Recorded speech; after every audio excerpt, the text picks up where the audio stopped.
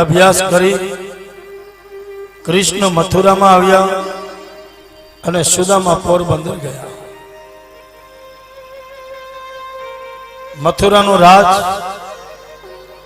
ભગવાન શ્રી કૃષ્ણએ નીતિબદ્ધ કરી પુનઃ દ્વારકામાં આવ્યા અને અહીંયા સુદામાની પરિસ્થિતિ બહુ નબળી છે. શરીરથી નબળો છે સુદામા. શરીરમાંથી જો તો એક એક હાડકું દેખાય અને આર્થિક રીતે જો તો એ સુદામો ગરીબ છે. પણ એક વાતથી સુદામો સમૃદ્ધ છે. જે અજાચક વ્રતધારી આ બ્રાહ્મણનો દીકરો હશે,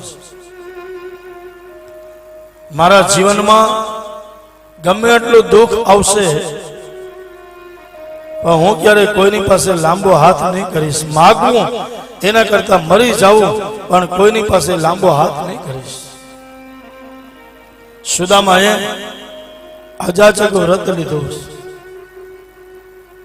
કે જીવનમાં કોઈની પાસે માગવું નહીં. એક છાબડામાં આપ કૃષ્ણને બેહાડો તો જગતની સમૃદ્ધિ આવી ગઈ. આ જગતમાં કૃષ્ણ જેવો કોઈ સમૃદ્ધવાન નથી. અને એક છાબડામાં તમે સુદામાને બેહાડો તો જગતની ગરીબી આવી ગઈ. બાપ, સુદામા જેવા જગતમાં કોઈ ગરીબ નથી. સુશીલ, સંસ્કારી એવી કલ્યાણીની સાથે સુદામાના લગ્ન થયા.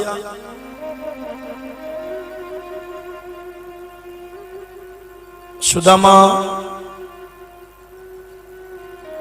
પોતાની પત્ની કલ્યાણીને કહે કે દેવી, મારો અજાચક વ્રત છે, હું ભૂખો સુઈ જઈશ પણ કોઈની હારે લાંબો હાથ નહીં કરું.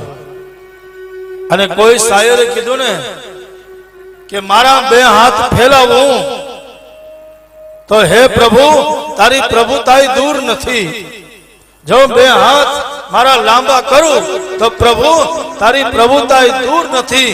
પણ હું માગું અને તું આપ, એ વાત મને મંજૂર નથી. મારા વાલા, એ વાત મને મંજૂર નથી. ઈચ્છે એવી રીતના કૃષ્ણ મને મંજૂર નથી. હું માગું અહીંયા તો અહીંયા જાય અને કૃષ્ણને ખબર પડે બાપ શું કામ આવ્યો છે, શા માટે આવ્યો છે. ખાલી રાજીપાથી જાય તો એ કૃષ્ણને ખબર પડે કે ખાલી રાજીપો કરવા આવ્યો.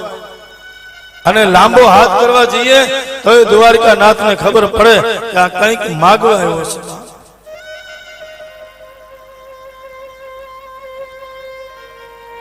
સુદામાના બાળકો જન્મ આપનારીમાં જનતાને એટલું કહે, માં ભૂખ લાગી, જમવાનું આપને માં ભૂખ લાગી. સુદામાની પત્ની રસોડામાં આવી એક એક ડબ્બો નીચે ઉતારીને જોઈ, એમાં અનાજનો દાણો નથી કે મારા દીકરાઓને, મારા બાળકોને રસોઈ બનાવી અને એને જમાડી શકો. બાપ, એને જમાડી શકો. ઘરમાં અનાજનો દાણો નથી.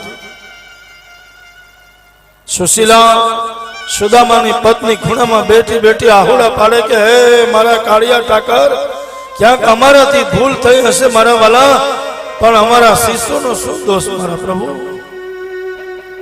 આ બાળકોનો શું દોષ છે મારા વાલા?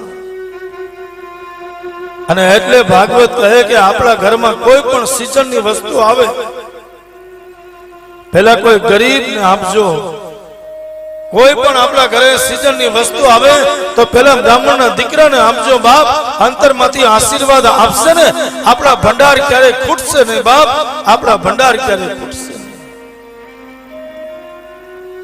આપણા સિઝનમાં જે વસ્તુ બને એ ક્યારેક કોકના ઘરે જોવા જજો કે એના બાળકો ભૂખા સૂતા,